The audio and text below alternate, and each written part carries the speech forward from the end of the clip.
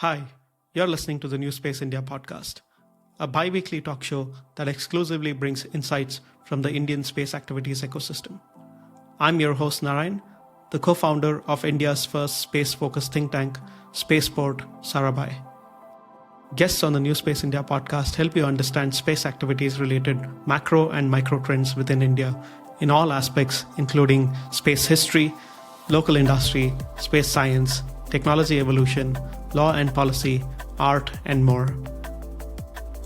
The New Space India podcast is supported by Dassault Systèmes, a global leader in providing businesses and people with collaborative virtual environments to enable sustainable innovations. Dassault Systèmes Solutions supports startups, small and medium-scale enterprises, and original equipment manufacturers in developing disruptive solutions for space launchers and satellites. Hi, and welcome to yet another episode of the New Space India podcast. Today, we have a very interesting filmmaker, Thorsten Hofmann, who is a German-Australian filmmaker, and is doing a documentary series or documentary on space out of all the things, which is very interesting because I just read the blurb on this, and it's talking about how a $1 trillion space economy is being built.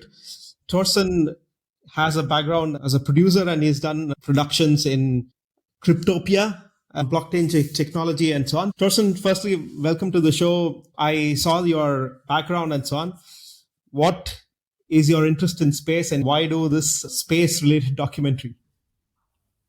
Yeah, thanks first for having me. And I try to be early on in new technologies and the industries that form around them. And like with Bitcoin in 2014 or the whole blockchain space, and that was, I think, produced in 2018-19. I wanted to cover those emerging like almost movements, right? So it's the technologies, the people and the person behind it, but also the whole movement and the philosophies behind it. And space certainly has been taking off literally, like even today with the SpaceX and the last couple of years with the first astronauts going back up. It has been on my radar for a while, but then once I start digging a little bit deeper, I started to realize that actually most people just know about Blue Origin and SpaceX and Elon and things like that, but not about the entire whole cohort of rocket companies, satellite companies, and other things happening. So that's when I knew, okay, this is more complex. This is a bigger topic. It's maybe a topic for a documentary. And people have been really liking it. So we've been taking it to Netflix and Amazon and like some of the broadcasters, and there seems to be a lot of interest for it.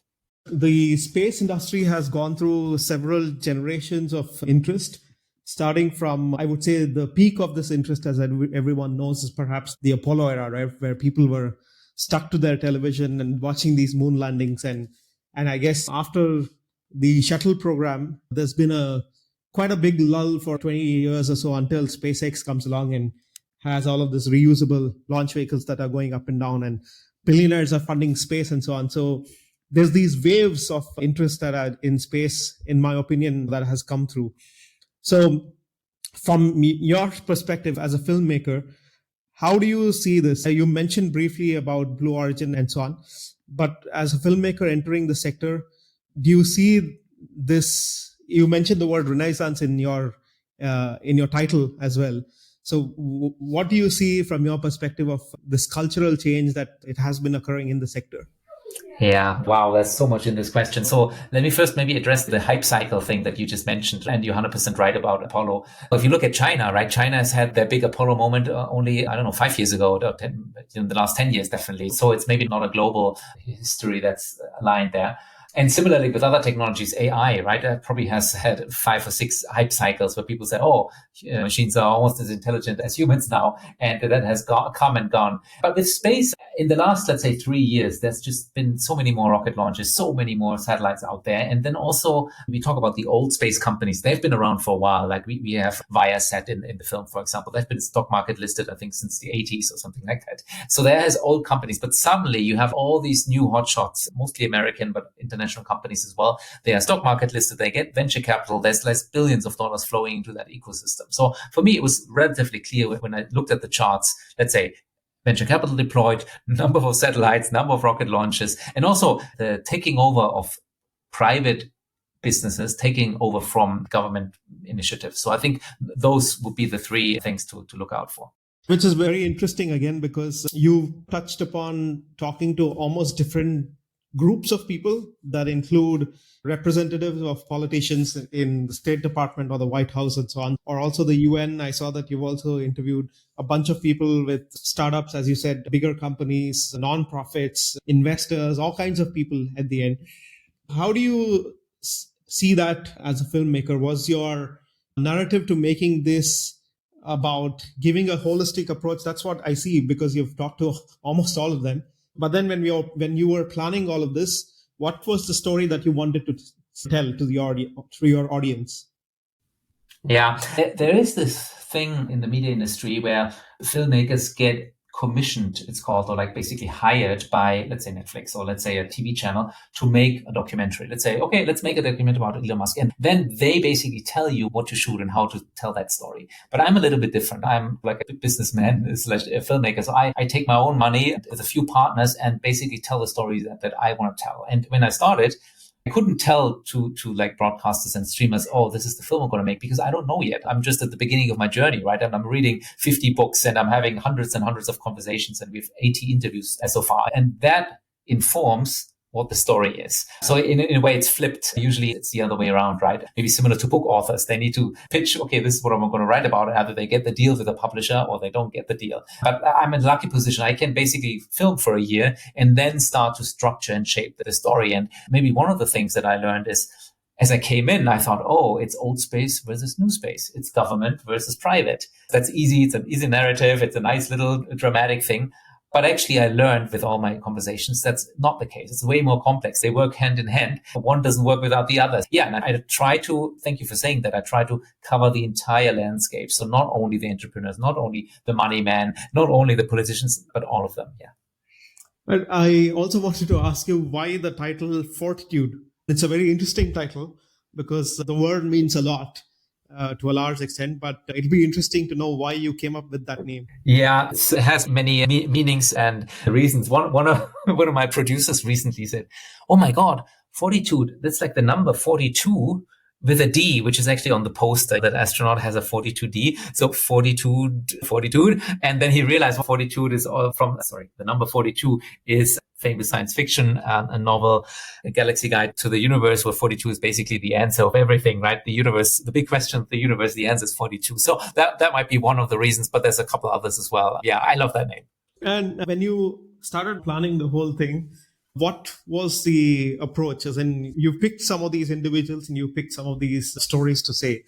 And why these individuals and why these stories? Yeah, I reached out to, let's say, maybe 10 different companies and groups, and then some opened the door, some were maybe not so interested. And then I go from there, right? So, for example, we started filming at a conference organized by the Secure World Foundation. So they are very interested in space sustainability. And that's where I met policymakers, right? So that it wasn't possible to write on in the conference, talk to the people from the US State Department. But that connection, this introduction and meeting them, and then allowed me 6 months later, when I was in Washington, D.C., to get access to that facility. So there was a lot of that. So basically rubbing shoulders, asking for introductions, and then one thing leads to another. And again, the idea was to have a broad spectrum of people. So astronauts and rocket building companies, NASA and the new companies that are building the new space stations, for example, and also trying to do it internationally. And maybe I should have tried a little bit harder. We tried to get into China. That wasn't possible. We filmed in Australia, a little bit in Europe and in America.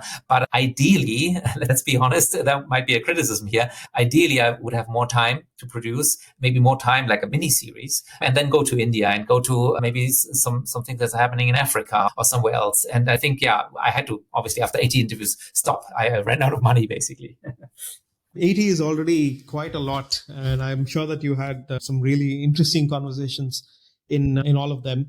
If you have to, you already talked about the groups of individuals. What was your interest in talking to them in the sense that, are you listening to their vision and the way that they're working, or the story that they're pitching about their companies or their nonprofits or the government side? What is the idea of interviewing them and then asking them a few things? Yeah, so I think there's no right or wrong answer, but my process is I structured it in 3 acts. That's what we like to do as content makers. First act in this case is the Earth to space economy. So it's the rockets and the astronauts going up. So I want to talk to people about those topics. And the second act is the space to earth economy, which is the satellites that are beaming data back down, right? Enabling whole new business cases. Lots of interesting stuff happening there. It's not only data, so earth observation, but also services like Starlink and things like that. And the third act is then the space to space. It's a bit more futuristic, a little bit more further out. These are the space stations. These are the fuel depots where you can refuel or reorbit or deorbit satellites, or even asteroid mining. So that's like real science fiction territory. And so that structure, right? Then I know, okay, I want to talk to these guys. I want to talk to this inspiring group of astronauts. And by the way, astronauts, I was so impressed. Like I had one lady, I think she had 7 degrees. one of the other astronauts, she's in the film. Just such an inspiring story. She went with Space for Humanity, another partner organization that really helped us. And she was literally working for a McDonald's. She was in Mexico. She was a McDonald's worker and the night shifts. And that's how she afforded her studies. And then she went to NASA as an intern and got another internship and another. And then now she leads, I don't know, like one department there at NASA and got that really a great opportunity to fly. And she now represents Mexican space industry or space ambitions, which is just fantastic. Along the way, I meet these people who are really just fantastic. And the other thing that also impresses me, so that's maybe the human side, but I'm also impressed or interested in the business and the financial parts. And when I talk to an investor who has invested in 100 companies, or another investor who has maybe 3 or 4 different unicorn exits already with his investments, I'm getting interested. I'm like, okay, so it's more than just hype. There's real money to be made and there's real business cases behind this. And just for curiosity's sake, you said there were 80 interviews and in Australia and in the US and so on. Can you talk briefly about the most impressive people that you talked to in this interview and where the locations were and how you were able to reach them and so on? Yeah, sure. The list is too long to go through, but let me just, from memory, maybe two, 3 or 4. I'm in the industrial military complex in the heart of Washington. So Northrop Grumman is one of the really old space and military companies, but they were part of the Apollo mission. They, I think, literally built the moon lander. And now they have startups within their 90,000 years. They have a startup and space logistics, and they do refueling service or like in-orbit services in geo. So they already do this. It's pretty impressive. We are in a mission control center in Paris where they are basically directing satellite out of the way of debris. So that was interesting and exclusive.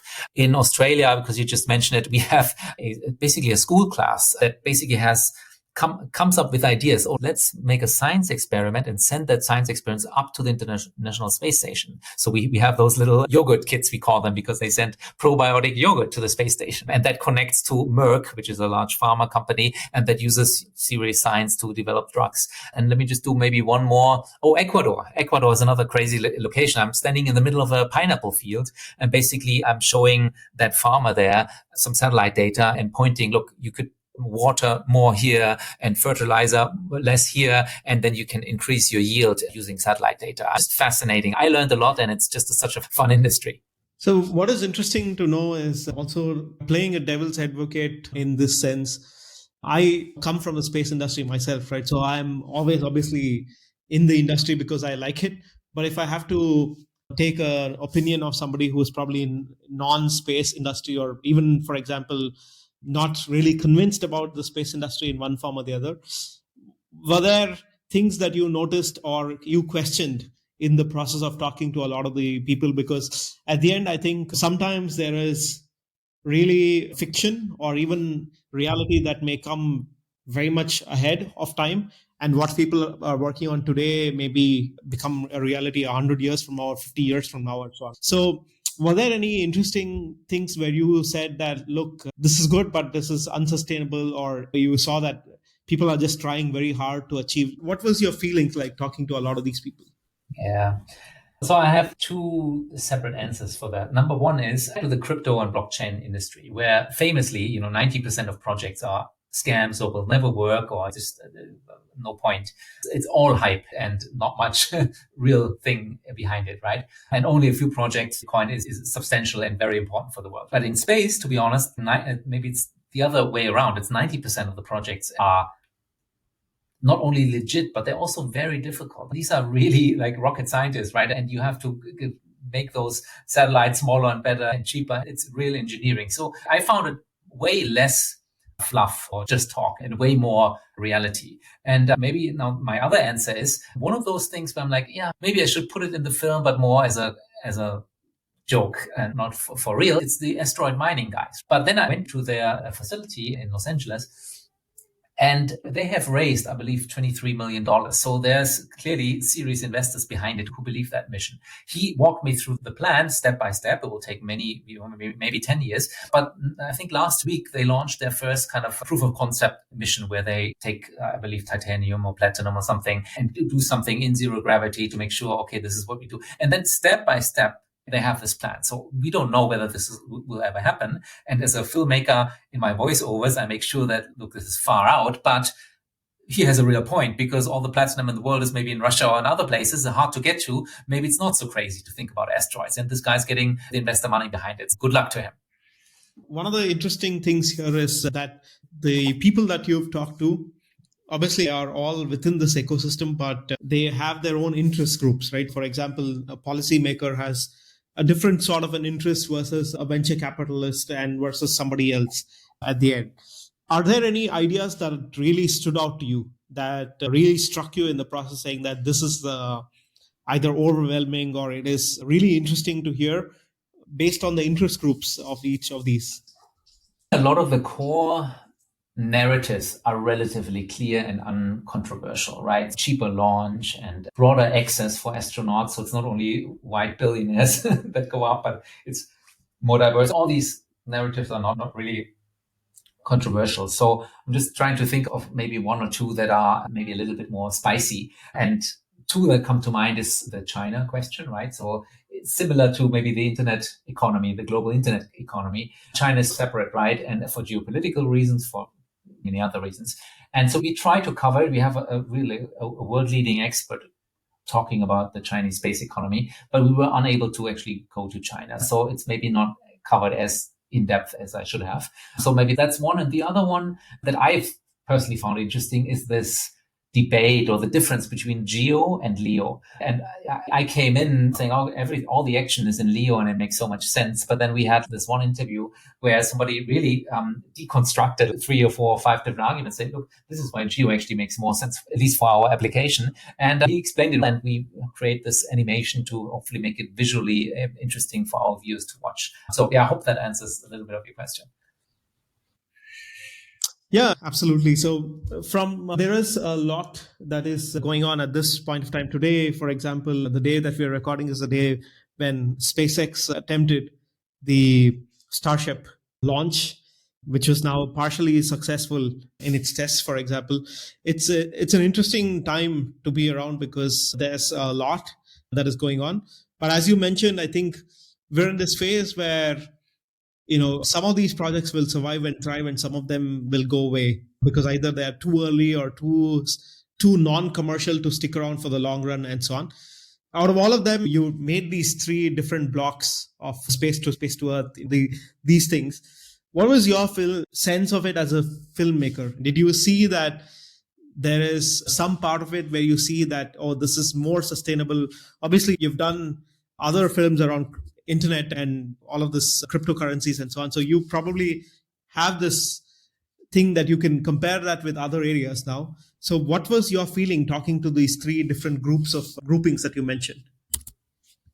Yeah, so I will say that it is important not to make a 3-minute news clip that talks about today's achievement of SpaceX, because that piece of content is outdated even next week, right? So we try to cover, even though we have to cover companies and people, but more about the principle, about the business models, about what they're trying to achieve rather than the specific company. One example is Virgin Orbit. So we talked to Virgin Orbit. I really like this because it's a different aspect of launch, right? So you launch horizontally under regular Airbus or Boeing, I don't remember, and launch your rocket from there. Brilliant idea. But unfortunately, that company now is insolvent or is being wound up. So it's one of the example where, okay, we did this interview, but it probably is not going to end up in the film. And we have to be the same with rocket companies, right? There's hundreds of them. So which one do we cover? So we decided to cover the second biggest rocket lab out of New Zealand because they're maybe the most mature. They've, had 50 launches or something successful. So that one is not as risky. And then when we go out into the space-to-space economy, like the science fiction stuff, just say, look,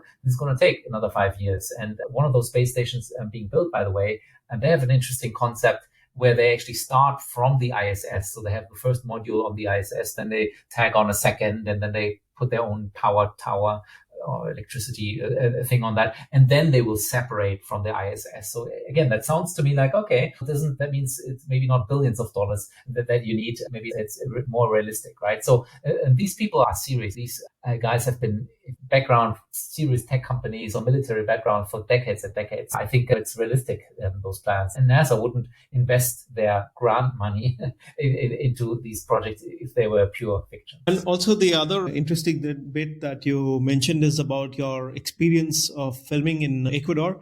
This is very interesting because often people who are using space-based technology for applications don't know perhaps directly that they are using it. I'll give you an example.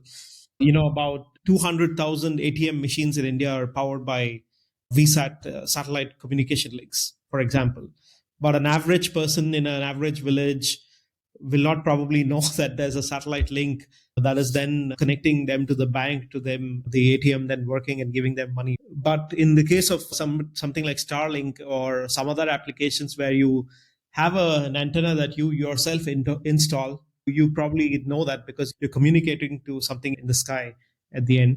Was there a lot of that kind of feeling where if you knew, obviously, that there are some people who know about this, but the hidden part of the space industry always is that a lot of times the space application, the infrastructure behind it is forgotten because at the end, the average consumer doesn't really care so much so long as they get the service.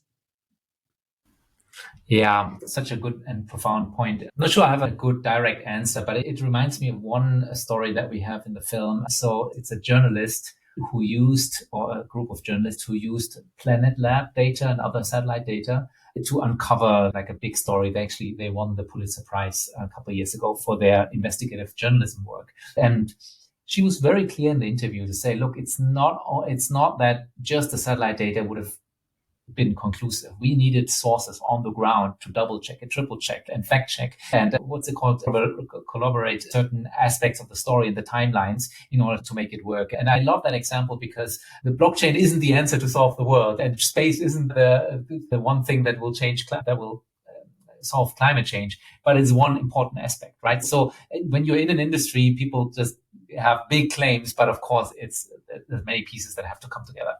Yeah, absolutely. Right. From a standpoint for the audience, right? So who are you making this film for? Is it for the community that is watching every other Netflix show or every other YouTube series or so on? But who do you think are you making this film for? Yeah. So my strategy is to make a film that's not dumbed down. So it's pretty sophisticated. That means even you who are an absolute expert and you've done 100 interviews on this podcast alone, you worked in the industry, even you will find every 2-3 minutes in the film, oh, I didn't know this. Oh, I've never been to this location. Oh, wow.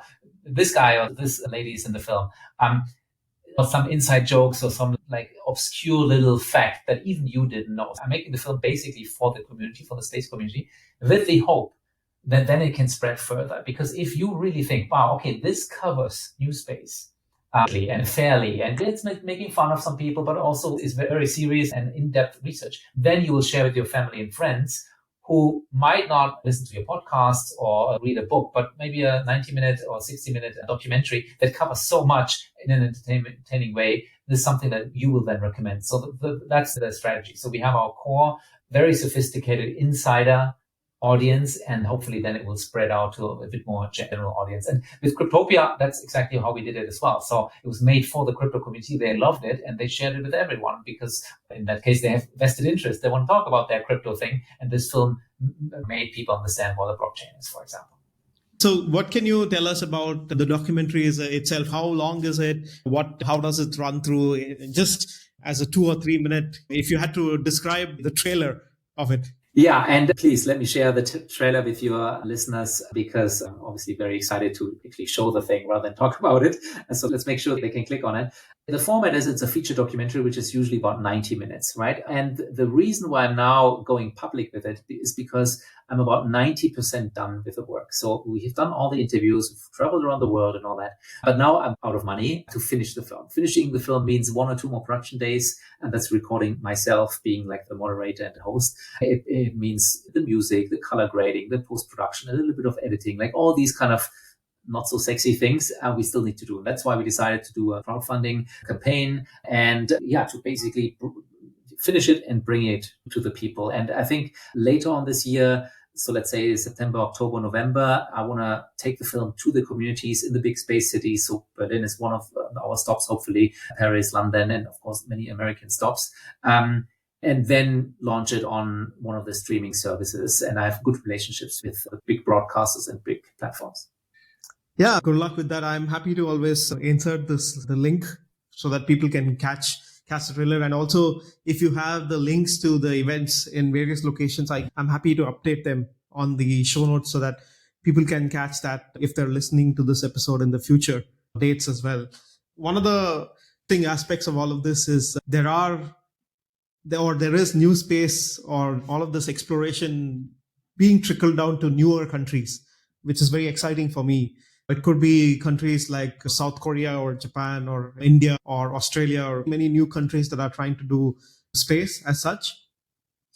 You mentioned about Fortitude now. Is there a next set of ideas that you have, having done already this documentary now? And is there something that you want to do or continue doing in this sector? Or I would love to. And we started this interview by saying, look, I tried to cover China, but we don't even cover India as one example, a very important nation in this whole ecosystem. And you could always do more. And I think this topic deserves maybe a mini series. Maybe it's 4 times 1 hour or 6 times half an hour, something like that. And as I mentioned earlier, we ran out of money. We can't even finish the 90 minutes at the moment. But I think you're 100% right. I think that would be the next step. And hopefully we can. I wish you luck with respect to that. I think it definitely is an interesting topic. Obviously, I am biased being within the community to a large extent. But I still remember actually one of the most profound documentaries that I've seen, which is actually a mini series, is the one from BBC, I think, where they had the Cold War and the race to space. I think it was called the race to space itself. I don't know if you've actually watched it, but it was one of the most profound things I watched actually as a young person. It must be now pretty old to a large extent, but that's, I think, a series that has probably impacted a lot of people, looking at the history, the politics of it, of the time, the interest in the technology, the stories behind conflict, so many things that come together with that. Yeah, can I say something there? So first of all, I'm also a huge Apollo fan and I read many books about it. And unfortunately, in this film, obviously, we only covered for a minute or two that historic vignette. But what you say there is very important because film, whether it's fiction, factual, like a documentary, they can really have a profound impact and they can reach very far and for a very long time. So my last film, when I did a little bit of a world tour, it was stopped by COVID, but in the few cities I took it to, people approached me and said, look, Thorsten, I actually changed my career based on seeing your film. Or they changed maybe their investment portfolio, or they tell their kid to go study engineering after they watch Fortitude. So I do think this is actually very important also for the industry. And then just to give you an idea, my last film was on Al Jazeera, I think 4 or 5 times now, English and Arabic channel, which is literally the largest TV channels in the Middle East, Africa, and some of the Asian territories as well. And you reach audience that otherwise would never tune into a SpaceX live rocket launch thing or watch a space documentary just like that. You just have to bring it to the people. So that's why I think that hopefully some people listening to this will support our Kickstarter. Again, it's like really cool perks, but maybe we can build on Fortitude and then do something even bigger in the future. So where can people catch Fortitude when? Yes, everything happens on fortitudemovie.com. That's where, so right now it's the Kickstarter campaign going until the 15th of May, where people can just support for a few dollars, or they can pay a little bit more dollars, and then they can send their dogs or their own DNA to the moon. And I'm happy to explain that. And so it's just fantastic idea we came up with. And later on, of course, we'll have all the tour dates, right? So space conferences, maybe some other big events in cinemas. And then towards the end of the year, we will definitely do a deal with one or more of the streaming services. Yeah, that'll be end of the year, I believe. So as a filmmaker who's put together all of this, you briefly mentioned it obviously about the reach that it can have or the impact that it can have. What is the best outcome that you're looking for in terms of impact or in terms of how you would want to have your audience perceive this work? Yeah, I would like people to get excited about space beyond SpaceX, because again, that people understand and know and or hate the guy, right, Elon. There's so many thousands and thousands of jobs in hundreds of companies, and we try to, almost have that kind of industry message. And we also have that inspiration bit where we basically talk to some of the real important VIPs in the industry, and they talk how they got inspired by reading science fiction or by looking at the stars as a kid, or going to Kennedy Space Center or something like that. And I hope the film can be like that for the industry of new space as well. And then for myself as a filmmaker, obviously this needs to make money, but also it needs to build my reputation. Hopefully it will be considered, this guy did a good job, even though he's not an insider in space. He really covered it fairly and well. And we look forward to his next film, whether it's space or something else. So that'll be my personal goal behind it as well.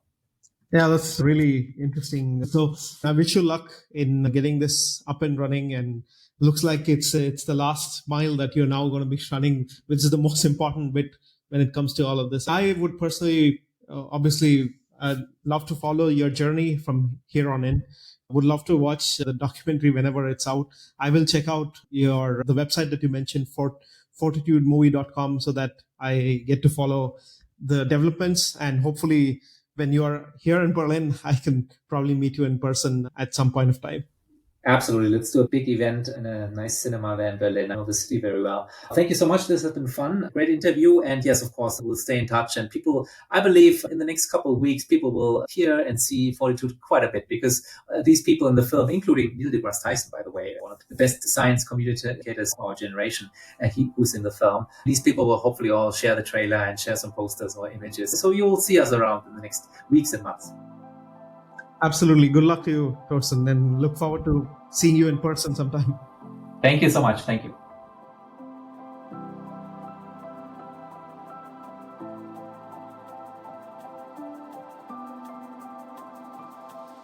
Thank you for listening in to this episode of the New Space India podcast. If you enjoyed this conversation, please share this episode with anyone you believe will enjoy listening to it. You'll be able to find the New Space India podcast in any of the podcasting platforms that you may be using, including Apple, Google, Spotify, YouTube, and others. Do subscribe to the podcast in case you want to receive new episodes automatically. I'm grateful if you're able to leave a rating for the podcast, which will help others discover it. Thank you for listening in again, and the next episode will be out in the next 2 weeks as usual.